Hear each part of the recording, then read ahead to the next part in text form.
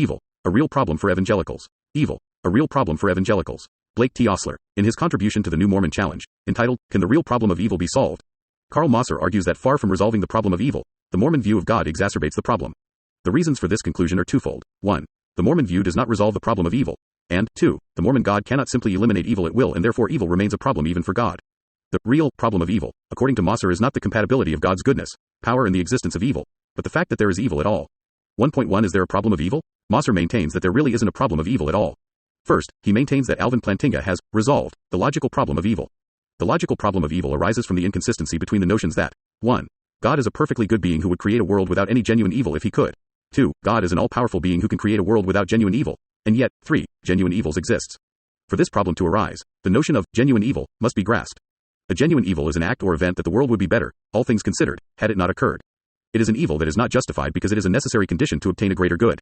Given this understanding of genuine evil, these propositions constitute an inconsistent triad. So has Plantinga resolved the logical problem of evil? Plantinga has successfully answered the logical problem of evil presented by John Mackey, who argued that God could create persons who always do what is right. Plantinga has shown that if persons have libertarian free will, then God cannot create persons and bring it about that they always do what is right. However, Plantinga has not shown that 1, 2, and 3 are consistent. He argues that every apparent evil, for all that we know, may be justified by a greater good. Thus, Plantinga rejects 3 by claiming that we are not in a position to make, all things considered, judgments. Does this response constitute a defeat of the logical problem of evil? Hardly. First, Plantinga's response does not exonerate the compatibilist position that has been the majority view held by creedal Christians since the time of Augustine. Plantinga's defense assumes the libertarian view of free will, which holds that free will is incompatible with an act being caused. Compatibilists believe that free will is compatible with an act being caused. Further, Plantinga has not shown that God is constrained by logic to create morally irresponsible persons such as we are if he creates ex nihilo. Plantinga assumes that God must create morally fallible persons if he creates them free. However, that is not true given evangelical assumptions. If God creates ex nihilo, then he can create any persons that it is logically possible to create. He certainly could have created more morally sensitive and rational persons than we are. Indeed, Francis Beckwith, in his contribution to NMC, argues that perfectly rational beings are perfectly good even though free to choose evil if they wish. If Beckwith is correct, then the fact that a person rationally chooses to always do what is right is not incompatible with libertarian free will. Given the creedal view, there is no reason that God could not have created perfectly rational persons who will always see by the light of reason that always choosing what is right is the most rational course. Thus, God had opened to him the possibility of creating more intelligent and morally sensitive creatures who would bring about less evil than we do because of sheer irrationality. God is thus morally indictable for having created creatures who bring about more evil than other creatures he could have created from nothing. Further, Plantinga explains natural evils by arguing that it is logically possible that God created devils free in a libertarian sense and with enough power to bring about earthquakes, tornadoes, diseases, cancer and so forth. But how does creating something God foreknows will freely bring about vast amounts of evil get God off the hook for natural evils? It seems that creation of devils and then granting them enough power to interfere with the natural order of things is itself an instance of evil. There is no logically necessary reason that God would have to grant devils such power to wreak havoc with the natural order and thereby to bring about vast amounts of suffering. Far from constituting a defense of the problem of evil, Plantinga has simply given a scenario that is an instance of divine culpability for natural evil. Mosser also maintains that no one has stated a successful, evidential problem of evil. The evidential problem of evil arises from the fact that there appear to be evils which are unjustified. That is, it appears that events occur that, all things considered, the world would be better if they did not occur. There are events that we cannot begin to fathom how they could be necessary for a greater good, and our every attempt to explain them is either inadequate or morally unacceptable. For example, the evil of a little girl in Detroit who was raped multiple times and then brutally tortured and beaten by her mother's boyfriend. Or the days of pain of a fawn burned in a forest fire that no one knows about seem to be instances of such inexplicable evils. The problem with the evidential problem is that humans may well not be in a position to make, all things considered, judgments. However, we are in a position to know that we cannot begin to fathom any greater good that is accomplished by such evils. We also can see that any explanation we come up with is either inadequate because such evils are not necessary to accomplish the greater goods, or all of our explanations are themselves morally reprehensible. Thus, the evidential problem of evil is precisely that so far as we can see there cannot be a God as described in the creeds and also genuine evils. Yet there appear to be genuine evils. Thus, we are justified in concluding that so far as we can see, it appears to us that the God of the creeds cannot exist. Thus, the evidential problem of evil is not decisive, but it presents a problem for those who trust their experience as veridical. The judgment made by Stephen Parrish thus roars with deafening decisiveness against the God of the creeds. No theology should be countenanced as possibly true, much less considered true, if it cannot account for what we know about the world we live in. Thus, Plantinga has not resolved either the logical or the evidentiary problems of evil. 1.2 Does Mormonism resolve the problem of evil? Mosser admits that Mormonism does in fact solve the problem of evil. The Mormon concept of God can provide an apparently quick and easy solution to the intellectual problem of evil by denying God's omnipotence and that he is a creator, ex nihilo.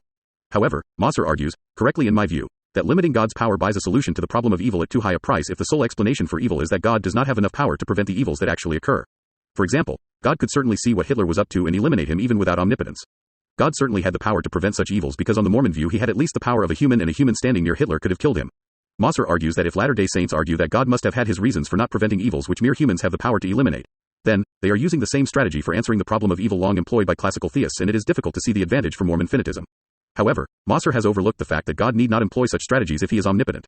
Mormons do not employ the same strategy as creedal Christians because it makes sense on the Mormon view to say that God must create an environment conducive to the growth of the intelligences as they actually are. It makes no sense within the context of creedal Christianity to limit God in this way because he can simply create any persons he wants out of nothing. The God of the creeds could have a world that is virtually free of any evil whatsoever. He could have created persons who were already morally superior in a world without any natural evils whatsoever. He could have created already morally advanced creatures who do not require the extreme conditions we encounter in this life as a basis for growth. However, such soul-making strategies work within the Mormon worldview precisely because God cannot create out of nothing just the persons he wanted. In Mormonism, God's goal is to assist us to advance by confronting genuine challenges to aid our growth and learning. Unlike the God of creeds, on the Mormon view God did not create the intelligences or their level of advancement in moral sensitivity. He takes us as we are and lovingly works with us from there. God can have reasons to allow evils, even genuine evils, on the Mormon view because he must bring about conditions conducive to the growth and advancement of persons like us. Things may occur that do not make the world, all things considered, better than it would have been had they not occurred. It is not better, all things considered, that a little girl was raped and murdered. However, the fact that such acts can occur, that genuine evils are possible, is necessary to God's plan where persons are genuinely free. If God intervened every time someone were about to bring about a genuine evil, then he would frustrate his purposes for us. For example, if knives were steel hard when spreading butter but suddenly turned to rubber whenever a person wanted to use a knife to stab another person, the order necessary for God's plan to be accomplished would be frustrated. There would not even be the possibility of morally significant free actions in such an environment. Thus, Mormons have strategies available to them to resolve the problem of evil that are not available to creedal Christians, even if a lack of power is not the reason for such a solution. Indeed, I have argued elsewhere that on the Mormon view God has maximal power, or all the power that it is consistently conceivable for God to have who actually exists in relation with a real world having a real history and a real social environment that includes free persons. 1.3 Mosser's argument against the Mormon solution. Mosser offers two reasons why even though Mormon doctrines can solve the problem of how evil and a good and powerful God can coexist, nevertheless he feels that such a solution is bought at too high a cost. First, a part of the Mormon answer to evil is that opposition is necessary in all things. Thus, it appears that the actuality of evil is built into the structure of reality. Second, Mosser argues that a part of some Mormon theodicies is that God is limited by a recalcitrant chaos which he organizes into an ordered cosmos. Mosser argues that this chaos resists his will and he is powerless to prevent some evils from occurring. Thus, he concludes that evil will never be overcome on the Mormon view because if evil is in part due to the inherent nature of matter, then God cannot overcome it. He asserts that this is the real problem of evil, because the Bible views God as decisively eliminating evil at the end of time by his omnipotent power. Mosser argues that the notion of opposition in all things is simply unfounded. He disposes with this doctrine with a quote from John Kekes. Whatever is true of phenomena requiring contrasting aspects, it is not true of good and evil. It is absurd to suppose that there can be kindness only if there is cruelty, or freedom if there is tyranny. It is true that we don't need to be unkind to be kind. However, it does not follow that we could know and appreciate what kindness is unless we had some idea of what it would be like for persons not to be kind. Indeed, Fr. Tennant has argued that our concept of good only has meaning when related to concepts such as temptation, courage, and compassion. For there to be courage there must be real challenges, for compassion the presence of pain and suffering, and for temptation the possibility of choosing evil. It is significant that Lehi's discussion of opposition in all things occurs in the context of free agency as a necessary condition to be agents who can choose for themselves. The point of opposition in all things is not that we must be evil to be good, but that in order to be moral agents in any significant sense we must be capable of doing both good and evil. If we were capable of only good acts, then we may be innocent, but we could not be moral agents. Thus, it is not the actuality of evil that is necessary, but the possibility that persons can make significant choices. There are no significant choices if we are not moral agents in the sense that we can choose both good and evil. Thus, Mosser has misunderstood the thrust of the doctrine of opposition in all things. His argument works only if the actuality of evil is built into the world, not its possibility. However, the doctrine of opposition in all things only implies that the possibility of evil is necessary to a world that could function as an environment of personal growth. Moreover, Mosser himself must accept that evil is a necessary possibility within the world, for he accepts Plantinga's free will defense. The prominent feature of the free will defense is that God cannot create a world containing free creatures and guarantee that there is no evil. Even omnipotence cannot guarantee that there are both significantly free creatures and no evil. This last point is also significant because it shows that Mosser's claimed advantage for his omnipotent God who could rid the world of evil by the exercise of omnipotence is simply impossible if God also chooses to have free creatures. Moreover, if persons remain free, then God cannot guarantee that all evil will be eliminated as Mosser claims. Indeed, I would guess that Mosser rejects the doctrine of universal salvation. If so, then he cannot consistently adopt his own argument against Mormonism, for there will always remain the evil that some persons will remain unsaved. Moreover, it seems to me that such a possibility is built into the very structure of the nature of love. If what God seeks with us is a truly loving relationship, then God cannot unilaterally guarantee by his power that we will return his love with our own reciprocating love. For love cannot be coerced, forced, or intimidated by sheer power. Any love that is worthy of the name leaves the beloved free to choose whether to enter the relationship and, once in it, whether to maintain the relationship. God cannot by a blast of his almighty nostrils coerce our love. Omnipotence is simply irrelevant to what is really valuable in our relationship with God, i.e., mutual and reciprocal love that respects the dignity and freedom of the beloved. It is the very nature of love that makes libertarian free will valuable in the first place. Mosser may envision a God who exists all alone before creation without any relationships with others, but the living God is a person who seeks our love in return to his. Such love is a good so great that it justifies leaving us free despite the evil we may cause by the use of such freedom. Mosser's solution to what he calls the real problem of evil cannot be adopted consistently with his adherence to the free will defense. Further, is chaos really recalcitrant in Mormon thought in the sense that it resists God's will? Hardly. God speaks, chaos hears, and obeys God's will. Chaos is not evil in Mormon thought, it just is. The point of referring to the eternal environment in which God lives is that it is necessary that natural laws arise when matter is ordered. God cannot have water that is not H20, nor can he have water that supports human life but does not cause humans to drown when they fall in it. There is nothing inherently evil about chaos any more than there is something inherently evil about natural laws. Indeed, such laws are a necessary condition to any environment that could act as an arena of soul building. If there were no regularities, we could not learn from our experience. Further, whereas Mosser envisions the kingdom of God to be brought about by God's unilateral power, Mormons view the kingdom of God to be brought about through our love for God. Only when we truly do the will of God freely will his kingdom reign. The kingdom is not brought about by coercive power, but by loving persuasion. The kingdom of God is not found in the sky but inside of us.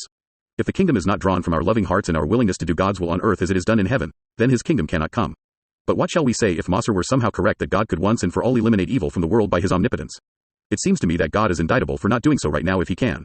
If God can really do as Mosser says, if he can really create a kingdom without evil immediately by merely willing to do so, then what possible justification could such a God have for allowing the kinds of evil we experience? God could save everyone by simply willing it given Mosser's assumptions, but he apparently desires some people to go to hell. If Mosser is correct, then God could have a world of divine goodness without any evil at all.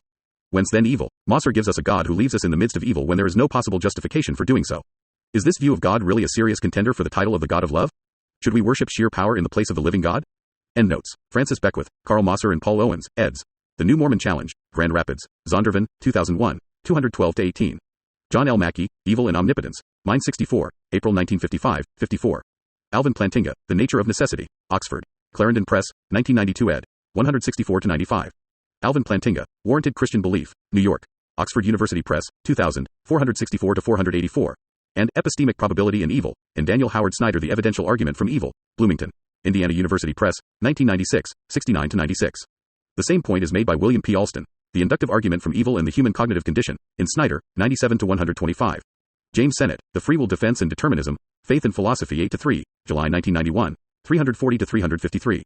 Ibid, 251.